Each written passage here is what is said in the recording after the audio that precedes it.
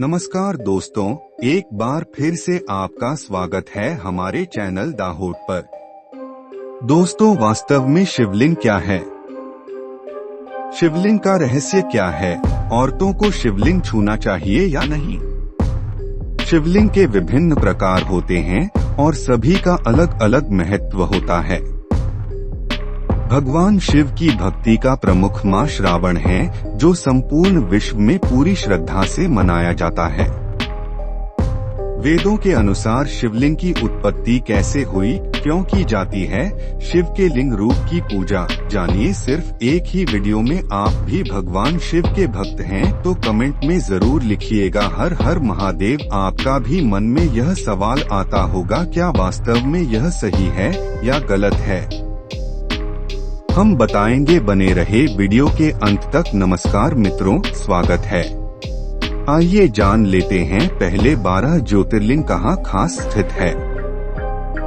Number 1 Vaidyanath Deoghar Jharkhand, number 2 को Trimbakeshwar Nashik Maharashtra, number 3 Mahakaleshwar Ujjain Madhya Pradesh, number 4 Bhimashankar Pune Maharashtra, number 5 Somnath Saurashtra क्षेत्र Gujarat, number 6 Mallikarjun Srisaila Andhra Pradesh, number 7 Omkareshwar Khandwa Madhya Pradesh, number 8 Nageshwar Dwarka Gujarat, number 9 Kedarnath Rudraprayag Uttarakhand, number 10 Kashi Vishwanath Varanasi Uttar Pradesh, number 11 Grishneshwar Aurangabad Maharashtra, number 12 Rameswaram Tamil Nadu. 12 ज्योतिर्लिंग तो आपने जान लिया।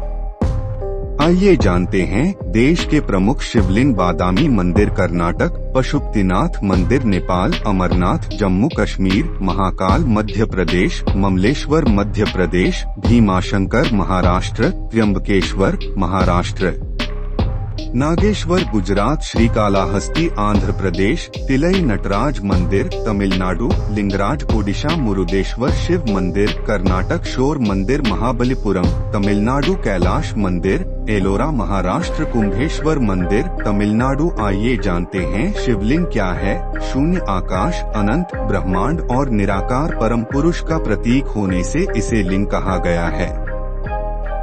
स्कंद पुराण में कहा है कि आकाश स्वयंलिंग है। शिवलिंग वातावरण सहित घूमती धरती तथा सारे अनंत ब्रह्मांड, क्योंकि ब्रह्मांड गतिमान है, का अक्स धुरी ही लिंग है। भगवान शिव का निराकार स्वरूप शिवलिंग है। शिवलिंग की पूजा करना कब से प्रारंभ हुआ? यह बहुत ही महत्वपूर्ण प्रश्न है, क्योंकि प्रारंभ में हिंदू धर्म में मूर्ति पूजा का प्रचलन था या नहीं था। यह बात इसे भी सिद्ध होती है कि भगवान शिव के इस स्वरूप की पूजा के प्रचलन का क्या रहस्य है, यह जानना भी जरूरी है। भगवान शिव का मूर्ति पूजा कब, आखिर इसी रूप में क्यों पूजा जाने लगा? आओ जानते हैं। शिवलिंग का अर्थ अनंत भी होता है, अर्थात जिसका कोई अंत नहीं है। नहीं, शुरुआत शिवलिंग का गलत अर्थ दरअसल भाषा के रूपांतरण और भ्रमित लोगों द्वारा पुराने धर्म ग्रंथों को नष्ट कर दिए जाने तथा अंग्रेजों द्वारा इसकी व्याख्या से उत्पन्न हुआ है। खैर, जैसा कि हम सभी जानते हैं कि एक ही शब्द के विभिन्न भाषाओं में अलग अलग अर्थ निकलते हैं। यदि हम हिंदी के एक शब्द सूत्र को ही ले ले तो सूत्र मतलब डोरी धागा, गणितीय सूत्र कोई भाष्य अथवा लेखन भी हो सकता है। उसी प्रकार अर्थ शब्द का भावार्थ संपत्ति भी हो सकता है और मतलब मीनिंग भी ठीक बिल्कुल उसी प्रकार शिवलिंग के संदर्भ में लिंग शब्द से अभिप्राय जिन्हें निशानी, गुण, व्यवहार या प्रतीक है। धरती उसका पीठ या आधार है और सब अनंत शून्य से पैदा हो, उसी में लय होने के कारण इसे लिंग कहा है तथा कई अन्य नामों से भी संबोधित किया गया है, जैसे प्रकाश स्तंभ लिंग, अग्नि स्तंभ लिंग, ऊर्जा स्तंभ लिंग, ब्रह्मांडीय स्तंभ लिंग। ब्रह्मांड में दो ही चीजें हैं, ऊर्जा और पदार्थ। हमारा शरीर पदार्थ से निर्मित है और आत्मा ऊर्जा है। इसी प्रकार शिव पदार्थ और शक्ति ऊर्जा का प्रतीक बनकर शिवलिंग कहलाते हैं और शिवलिंग की पूजा करने से सारा दुख दर्द खत्म हो जाता है। सब मनोकामना पूरा होता है। ब्रह्मांड में उपस्थित समस्त ठोस तथा ऊर्जा शिवलिंग में निहित है। वास्तव में शिवलिंग हमारे ब्रह्मांड की आकृति है।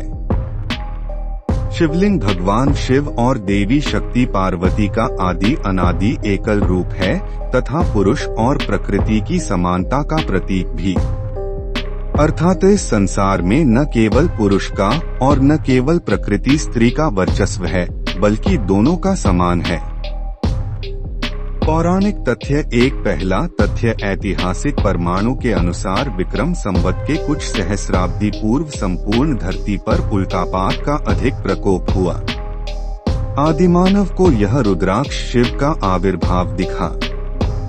जहाँ जहाँ ये पिंड गिरे वहाँ वहाँ 3 पवित्र पिंडों की सुरक्षा के लिए मंदिर बना दिए गए। इस तरह धरती पर हजारों शिव मंदिरों का निर्माण हो गया। उनमें से प्रमुख थे 108 ज्योतिर्लिंग, लेकिन अब केवल 12 ही बचे हैं। शिव पुराण के अनुसार उस समय आकाश से ज्योति पिंड पृथ्वी पर गिरे और उस समय आकाश से ज्योति पिंड पृथ्वी पर गिरे और उनसे थोड़ी देर के लिए प्रकाश फैल गया। इस तरह के अनेक उल्कापिंड आकाश से धरती पर गिरे थे। दूसरा तथ्य भगवान शिव ने ब्रह्मा और विष्णु के बीच श्रेष्ठता को लेकर हुए विवाद को सुलझाने के लिए एक दिव्यलिंग ज्योति को प्रकट किया था। इस ज्योतिर्लिंग का आदि और अंत ढूंढते हुए ब्रह्मा और विष्णु को शिव के परम स्वरूप का ज्ञान हुआ। इसी समय से शिव को परब्रह्म मानते हुए उनके प्रतीक रूप में ज्योतिर्लिंग की पूजा आरंभ हुई। हिंदू धर्म में मूर्ति की पूजा नहीं होती, लेकिन शिवलिंग और शालिग्राम को भगवान शंकर और विष्णु का विग्रह रूप मानकर इसी की पूजा की जानी चाहिए। तीसरा तथ्य प्राचीन भारत ही नहीं, संपूर्ण धरती पर मूर्ति पूजा का प्रचलन था। इसी के बीच ऐसे लोगों का भी समूह था जो कि मूर्ति पूजा में विश्वास नहीं रखते थे। उन्होंने ही ईश्वर के निराकार स्वरूप की कल्पना करने शिवलिंग की पूजा का प्रचलन प्रारंभ किया होगा, क्योंकि शिवलिंग को ईश्वर का निराकार ज्योति स्वरूप ही माना जाता है। शिवलिंग पूजन के बाद धीरे धीरे नागौर यक्षों की पूजा का प्रचलन हिंदू जैन धर्म में बढ़ने लगा। बौद्ध काल में बुद्ध और महावीर की मूर्तियों को अपार जन समर्थन मिलने के कारण राम और कृष्ण की मूर्तियां बनाई जाने लगी। चौथी तथ्य पुरातात्विक निष्कर्षों के अनुसार प्राचीन शहर में और बेबीलोन में भी शिवलिंग की पूजा किए जाने के सबूत मिले हैं। इसके अलावा मोहनजोदड़ो और हड़प्पा की विकसित संस्कृति में भी शिवलिंग की पूजा किए जाने के पुरातात्विक अवशेष मिले हैं। सभ्यता के आरंभ में लोगों का जीवन पशुओं और प्रकृति पर निर्भर था, इसलिए वह पशुओं के संरक्षक देवता के रूप में भी पशुपति की पूजा करते थे। सैंधव सभ्यता से प्राप्त एक सीट पर 3 मुंह वाले एक पुरुष को दिखाया गया है, जिसके आसपास कई पशु हैं। इसे भगवान शिव का पशुपति रूप माना जाता है। क्या आप जानते हैं शिवलिंग के 4 अद्भुत रहस्य?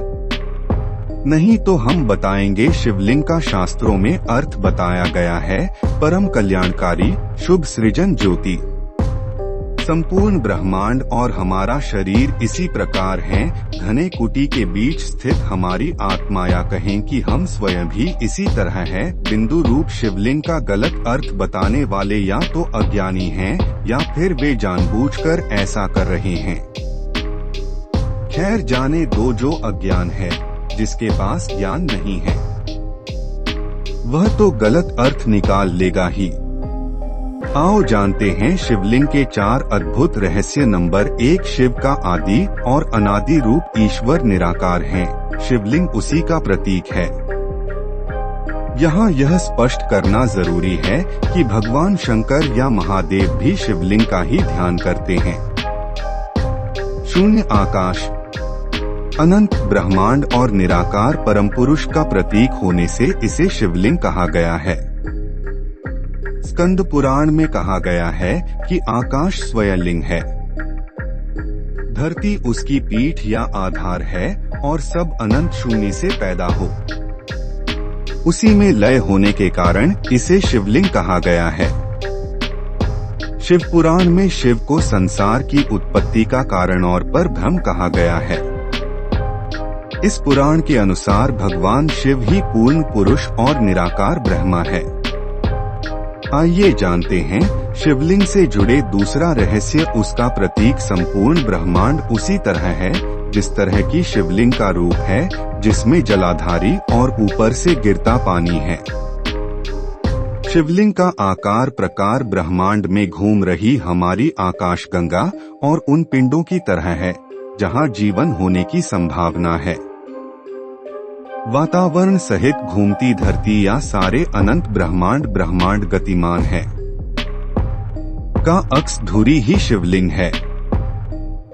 वायु पुराण में क्या लिखा है? वायु पुराण के अनुसार प्रलय काल में समस्त सृष्टि जिसमें लीन हो जाती है और पुनः सृष्टि काल में जिससे सृष्टि प्रकट होती है उसे शिवलिंग कहते हैं। इस प्रकार विश्व की संपूर्ण ऊर्जा ही शिवलिंग की प्रतीक है।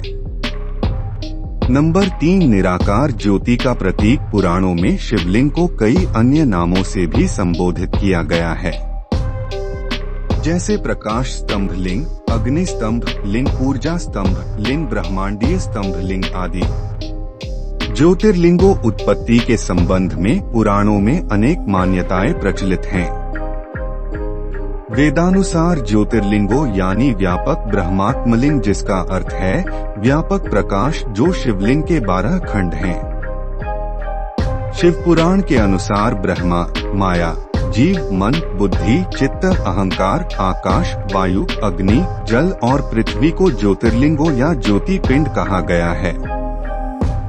नंबर 4, औषधि और सोने का रहस्य। शिवलिंग में एक पत्थर की आकृति होती है, जलाधारी पीतल की होती है और नाद या सर्फ तांबे का होता है।